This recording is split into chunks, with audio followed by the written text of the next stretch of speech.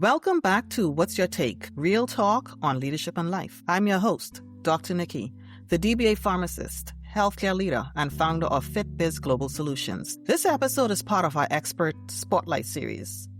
In these conversations, I sit down with leaders and innovators across different industries to talk about how they navigate change, how they lead with purpose, and how they move vision into real-world impact. These aren't conversations rooted in theory. They're grounded in lived experience, in responsibility, and in leadership where the stakes are real. Today's Expert Spotlight is especially meaningful because we're focusing on innovation that actually works, leading digital transformation in healthcare. Not noise, not hype, but real impact. The kind that has to function inside complex systems, under pressure, with people's lives, safety, and trust at the center. My guest today is Dr. Ciara, a high-impact strategic IT portfolio leader and AI researcher with a doctorate in information technology and a PMP. Dr. Ciara specializes in architecting scalable PMO infrastructure and driving strategic growth within complex, high-stakes technical ecosystems. A fellow of the American College of Healthcare Data Management and a published expert on AI trust, Dr. Ciara is a leader who builds the frameworks that allow innovation to move from vision to real-world scalable impact. In this conversation, we explore what it truly means to lead innovation in environments where efficiency can't come at the expense of care, and transformation can't ignore the people doing the work. We talk about digital change beyond the technology itself, the leadership decisions behind it, the culture required to sustain it, the responsibility that comes with implementing systems that shape patient and provider experiences every single day. This episode is about discernment, about intentional leadership, and about innovation that's designed to last, not just launch. So let's get into it. Before we get into the work itself, I'd love to ground this conversation in your journey. Dr. Ciara, can you walk us through your current role and the path that led you here, particularly how your work evolved into this space where healthcare, technology, and leadership intersect? Dr. Ciara. Thank you for inviting me to your podcast. So currently at R&L Technology and Consulting, I spearhead the strategic planning and operational scaling for engineering portfolios in the design for manufacturing, or the DFM space. My background bridges large-scale epic EHR transformations at academic medical centers like Cedars-Sinai with my current work in industrial consulting. My experience and skill set brings a rare ability to translate technical roadmaps into sustainable operational excellence and scalability. Was there a moment along the way when you realized that digital transformation wasn't just about systems or tools, but about people, workflows, and decision-making at every level? Yes, absolutely. When I transitioned into my current role in the DFM space within healthcare, particularly in managing large-scale epic implementations, really touching anything within healthcare, the environment, as you know, is inherently proactive because patient safety and high-stakes regulatory standards are always the priority. The mindset must be anticipatory, as you know. You have to solve the problem before it reaches the bedside. However, I have found when I began architecting the PMO infrastructure for our current portfolios within R&L, I have found a very different cultural landscape. And these teams were brilliant technical minds, brilliant at technical execution, but they were not accustomed to a formal PMO function or a structured SDLC standard. So the culture effectively was largely reactive and focused on solving immediate technical hurdles as they appeared rather than building for a long-term scale. Thus, I realized my mission in my current firm was to take that same strategic healthcare mindset where governance and proactive planning are non-negotiable and apply it to the DFM world. So it's been about a fundamental shift in how people approach their workflows and decision-making in my experience thus far. And we are moving from a state of firefighting to a state of intentional engineering leadership. And I've done this thus far by introducing PMP-driven methodologies. And I'm leading these engineering teams and transitioning into a space where they can be proactive, scalable, and strategically aligned, ensuring that their innovations are built to last, not just to launch. Fantastic.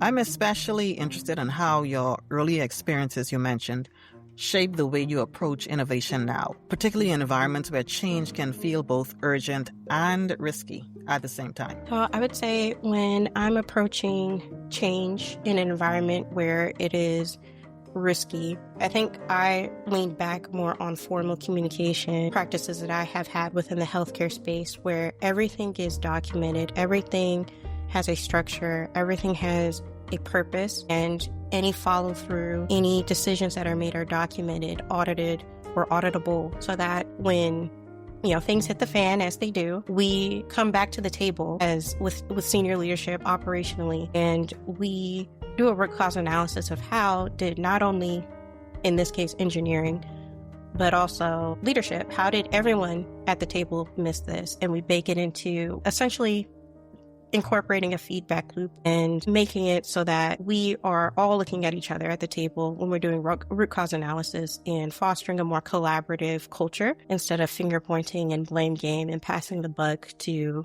the core technical team, which is engineering in this case. Okay, great. I like how you mentioned being proactive earlier. And then you were speaking about root cause analysis and communication and feedback.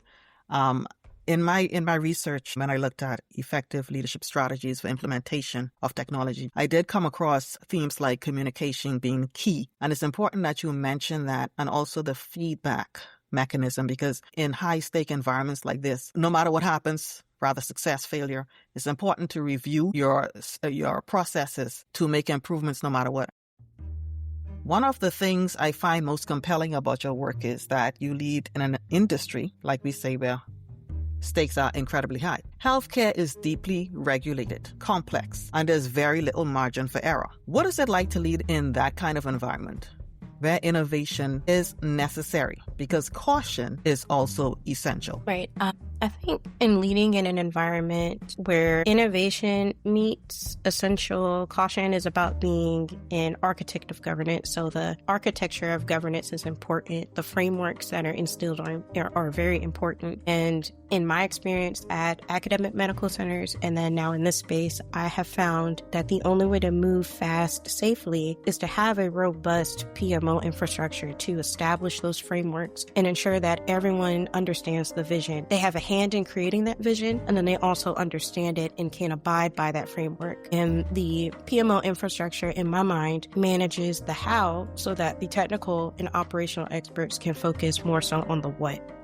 And the key focus for me in working in various companies has been shifting from reactive to proactive culture and to maintain that shift. So within healthcare, as you mentioned, we are governed by strict standards and regulations. And one example that I have where I was in the front lines for something like this was the 21st Century ONC CARES Act. I worked with the organization I was working with at the time, ensuring that we were adhering to the mandate prior to the deadline. So that forces a proactive mindset to work in that manner. And you must design for safety and interoperability before you ever go live. Fast forward to now, in my work in this space, it is nowhere near the same standard of healthcare, unfortunately. So I'm currently applying the same proactive rigor to our engineering team and engineering portfolio within the firm. And for our portfolio, I, again, have been architecting SDLC standards that shift the team away from firefighting, technical errors, and towards a culture of intentional and scalable delivery for the firm. And all in all, I have to ensure that I view trust as the safety net. As my research in the Journal of Leadership, Accountability, and Ethics highlights, is that innovation fails when there is a trust gap, and the trust gap is too wide. So caution is actually the tool we use to build that trust by demonstrating rigorous testing and ethical governance. And we give stakeholders the confidence to adopt disruptive technologies like AI or natural language processing, or really any other tools or methodologies that are applicable within the context of the industry. Yeah, that was a great explanation. I'm going to come back to talking about transferable skills that you mentioned, but you talked about caution as well. So I want to know, how do you encourage forward movement when safety, compliance, and trust are always part of the equation? Yeah, I definitely agree that safety, compliance, and trust are always a part of the equation. especially for high stakes environments. And like when I'm working with senior leadership that I'm trying to get buy-in from, how I frame governance and compliance, I do not frame them as breaks or like slowing down the pace or bureaucracy or red tape that slows you down. But instead, I do my best to frame the methodologies that I'm bringing to them as a racing harness that allows you to drive faster, safely, and lend towards risk mitigation for their firm. So I have found that the only way to move forward in a high stakes environment with a complex system is to build a foundation of predictability and trust from the start. So in doing that, I would say I use 3 specific strategies to keep the momentum going when the stakes are high. And the first one is establishing scalable frameworks. The second is transforming the operational mindset from a reactive to proactive culture. Then lastly, operationalization of trust through data. So in the first point, in establishing the scalable frameworks for current engineering portfolios that I'm managing, I have architected the frameworks that establish a unified standard so that when everyone knows exactly how a decision is made and how a risk is mitigated, the fear of the unknown disappears and trust is garnered and the team feels empowered to move forward with speed, knowing that the feedback loop and the frameworks have been installed. Then in the second point that I made, in moving from a reactive to a proactive mindset organizationally, in my past within healthcare IT roles, we operated in a strictly proactive environment due to regulations and mandates as a requirement, as you know. So I'm now taking that same mindset and way of working and applying the same proactive healthcare mindset to the DFM space for clients who were previously stuck in a reactive firefighting loop. And then lastly, with the operationalizing trust, I explored this in my doctoral research, as I stated, on the AI-driven natural language processing, which proved that trust is the primary driver of technology adoption, no matter the industry context. And I encourage forward movement by being radically transparent with the data and utilizing tools to provide real-time reporting that provides stakeholders with the visuals and the data points to showcase exactly how the safety and compliance are being met at every step within their firm. That was a very good explanation. You brought me right into this part where I really am interested in about these transferable skills, to be honest, because you were in healthcare so much and now you're in the DFM space. I think that's impressive, probably given to your DIT expertise. I'd love to also talk about leadership skills that transfer across roles and systems. Are there any principles or approaches you found yourself returning to again and again, regardless of the organization or technology involved? Absolutely. I would say that regardless of the industry, whether it's healthcare IT or DFM, I think what's transferable is the 3 pillars that I've returned to every time I have led a transformation. No matter the context, I work towards ensuring that we are not just installing technology, but we are actually scaling in an organization's capability. And so the universal principles of strategic scaling that I would consider to be my guiding principles, the 3 of them would be standardizing infrastructure over individual effort, essentially eliminating a hero culture, and moving from healthcare into this space of DFM. I would say that healthcare, in my experience, whenever leaders or an analyst or a technical SME has to be a hero on the technical side, anyone has to be a hero, we're losing. And unfortunately, in the DFM space, that seems to be kind of the status quo, is that everyone is to be a hero. So I would say the first pillar or guiding principle for me would be to standardize infrastructure over individual effort to eliminate that mindset of hero culture and essentially not allowing anyone to be a single point of failure. 2, I would say instilling trust in the data and data transparency are a functional requirement, as I mentioned. I think that's very important. And then lastly, a proactive safety first mindset, I think, is also very important.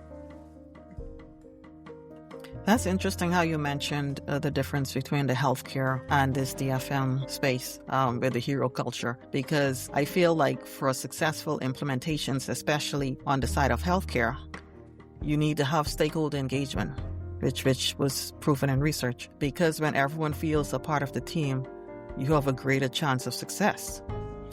You know, and I know we have talked about your principles or approaches, but on the flip side, were there any surprises? Something you didn't expect to matter as much as it does when leading digital change in healthcare? Yes, I would say that the biggest surprise for me throughout my professional journey thus far is that the technical perfection is often a commodity, but the cultural trust is the currency of success. So stakeholder buy-in, things of that nature, those are what really matters. And early in my career on the healthcare IT side, when I was in the seat as an analyst, as a project manager, I assumed that if the system was technically flawless, and met every functional requirement, that adoption would flow naturally. And I quickly learned and was surprised to find that the most advanced tools are rendered useless overnight if the people utilizing them do not trust the intent or were not involved in the implementation to make those key decisions or socialize those decisions to them, or the infrastructure behind the innovation, they simply just do not trust it. And it's a lack of adoption in whatever you're trying to implement within healthcare space or the DFM space. Yeah, comes back to that stakeholder buy-in, right? And Right. where communication is key. At the end Right. of the day, I think that communication transfers across all systems. A good leader has to communicate and be present, no matter what you're doing. And I don't think people realize as well when it comes to leaders, you don't necessarily have to be in a leadership role to be a leader. You just need Right. to be someone who's able to lead, you know. Right. So we've talked about the leadership principles that guide transformation. In part 2, we'll dive deeper into what innovation that actually works looks like in practice and what leaders must navigate when change meets resistance. You can connect with Dr. Ciara on LinkedIn at Ciara Morton. Dr. Ciara, you had anything else to add? I just wanted to thank you again for inviting me to your podcast. I think this is a great thing, and I'm excited to see it to continue to grow in your following. And just thank you again. Thank you. Absolutely. As always, to my audience and listeners, thank you for tuning in to What's Your Take? Real talk on leadership and life. If this conversation resonated with you, I'd love for you to follow or subscribe wherever you're listening. Share the episode with someone navigating digital transformation in their own leadership role. And stay connected at fitbizsolutions.com, on social, Instagram at fitbiz.solutions, Facebook, Fitbiz Solutions, and YouTube, Fitbiz Solutions Media. New episodes drop every Thursday with more powerful conversations and perspectives ahead. Until next time, keep evolving, leading with intention, and always ask, what's your take?